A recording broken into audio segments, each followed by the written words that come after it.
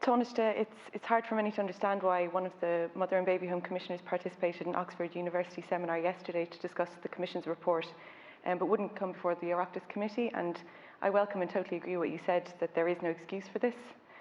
I've written to the committee requesting to invite them in again, but it's harder to understand how the Commission's report's findings were in so many cases completely contradictory to the testimony of survivors. To give one example, that there was no evidence of forced adoption, and it's impossible to understand how the government hasn't rejected the Commission's report. You said if the Commission discounted testimonies, it is a problem. So I can tell you that they did. They referred to witness testimonies as contaminated. Now, the Commissioner yesterday described state files as an utter disgrace and local authority files as another disgrace, but they weren't considered contaminated. So will the government repudiate the report and produce the underlying archive to give survivors the administrative files and their personal data?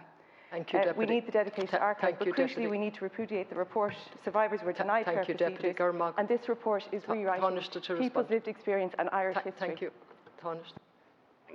Thanks, Deputy. I think, as I said earlier, and I know you'd agree with this, there is a difference between evidence and testimony on the one hand, which may well be true, and proof of fact, which is something different. And obviously, any I think commission of inquiry or any investigation would have to have a burden of proof that is above the level of testimony or evidence. So it would have to be challenged. It would have to be backed up.